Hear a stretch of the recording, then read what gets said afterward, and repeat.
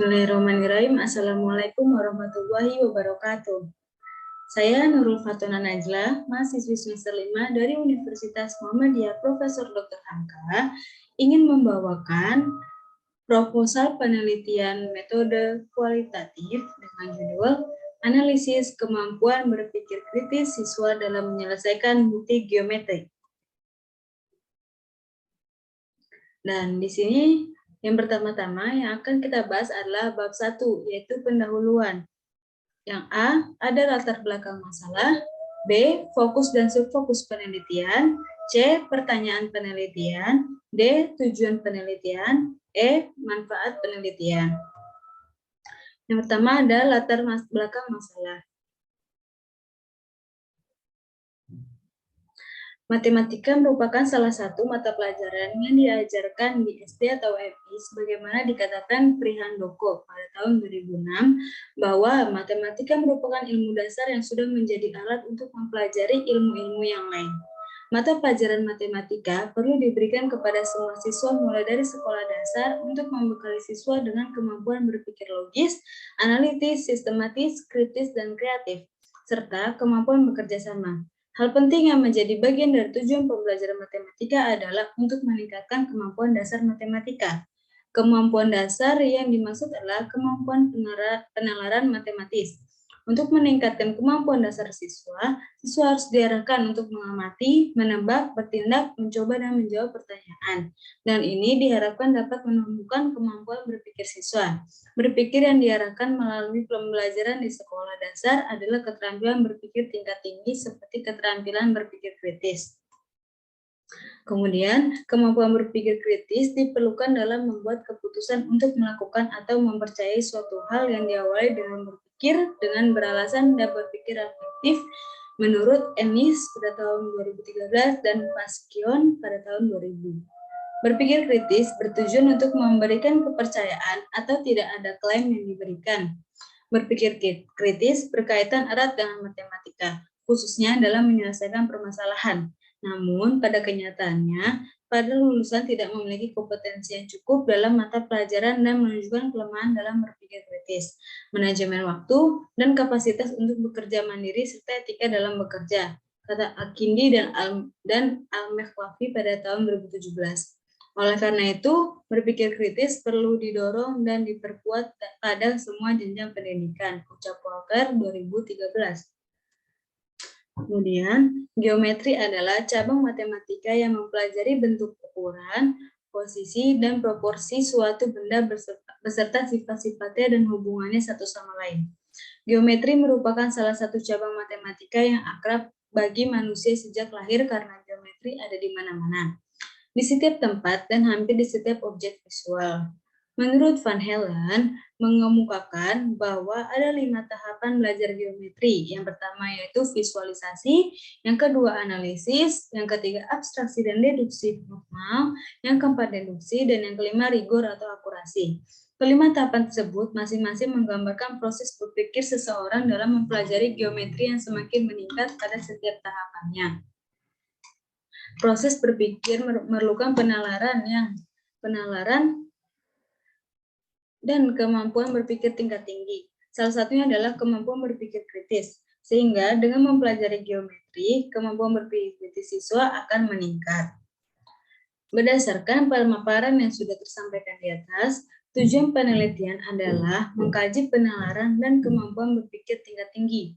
Salah satunya adalah kemampuan berpikir kritis. Sehingga dengan mempelajari geometri, kemampuan berpikir kritis siswa akan meningkat. Oleh karena itu, dilakukan analisis kemampuan berpikir kritis siswa dalam menyelesaikan bukti geometri. Dan selanjutnya yang B, fokus dan subfokus penelitian. Penelitian berdasarkan pemaparan latar belakang di atas, peneliti berfokus kepada tingkat berpikir kritis siswa terhadap penyelesaian bukti geometri.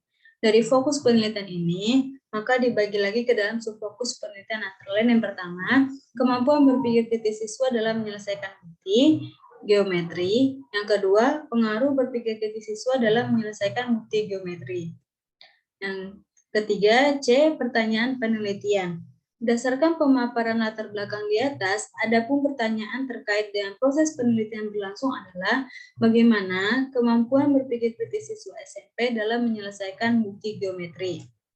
Dan D, ada tujuan penelitian, yaitu berdasarkan pemaparan pertanyaan penelitian di atas, adapun tujuan terkait dengan proses penelitian berlangsung adalah untuk mendeskripsikan kemampuan berpikir kritis siswa SMP dalam menyelesaikan bukti geometri.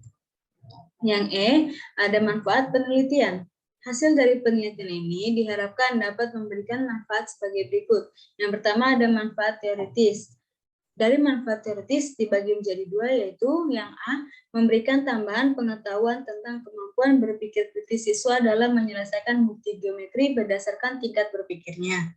Yang B, memberikan referensi bagi peneliti lain sehingga dapat menjadi perhatian dan dikembangkan atau ditindaklanjuti sebagai khasanah pendidikan secara umum. Dan selanjutnya dari manfaat praktis dibagi menjadi 4. Yang A, bagi siswa, instrumen dalam penelitian ini diharapkan dapat dijadikan bahan tambahan ilmu dalam menyelesaikan bukti geometri sehingga dapat meningkatkan hasil belajar matematika.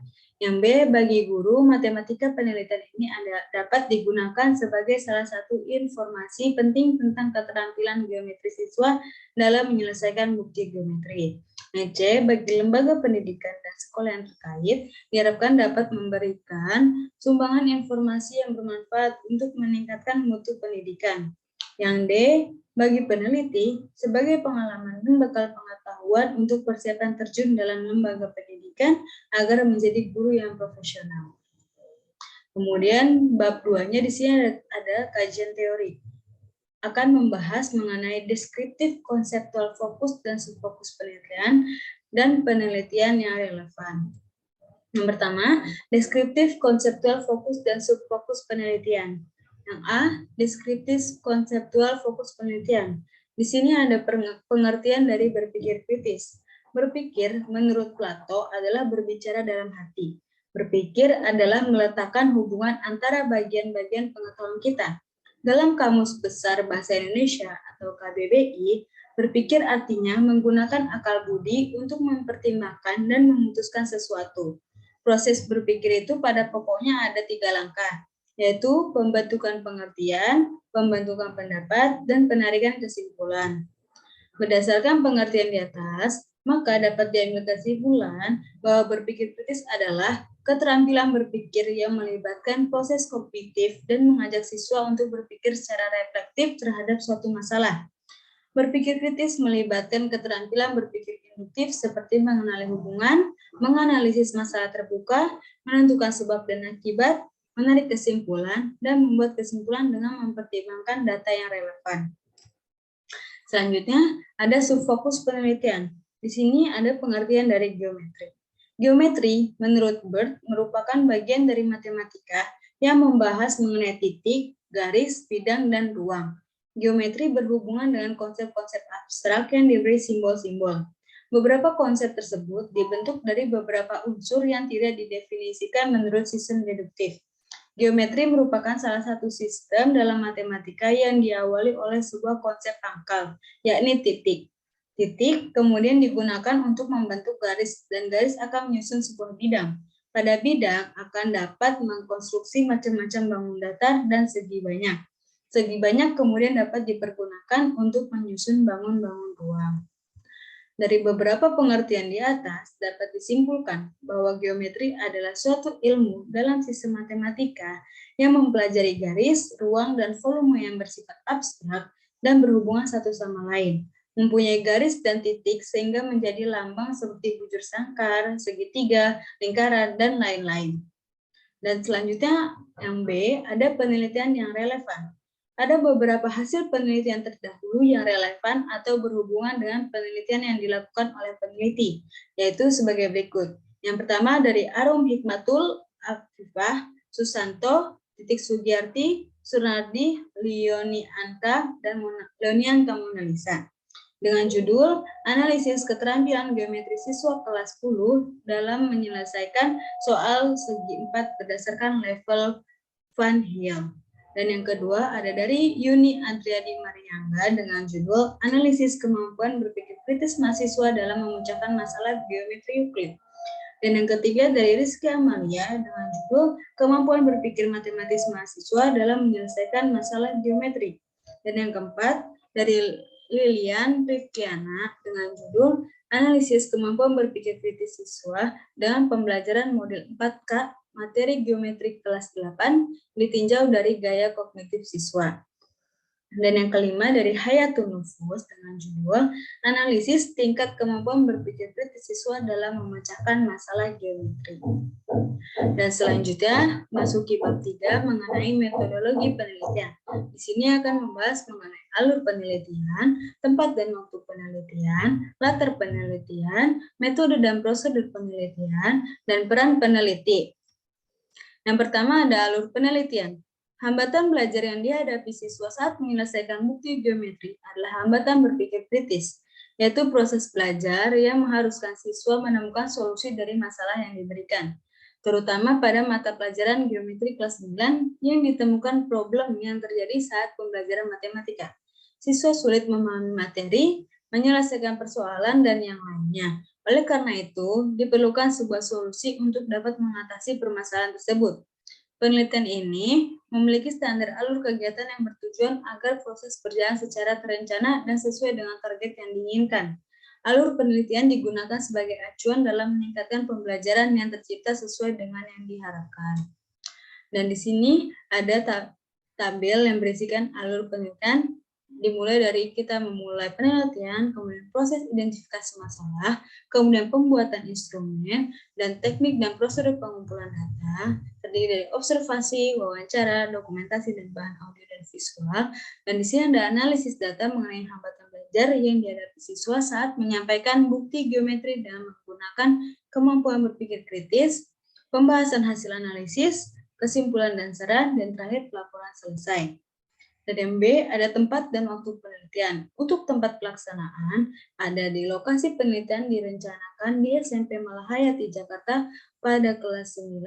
Alasan memiliki lokasi penelitian karena 1. Sesuai hasil identifikasi dan asesmen.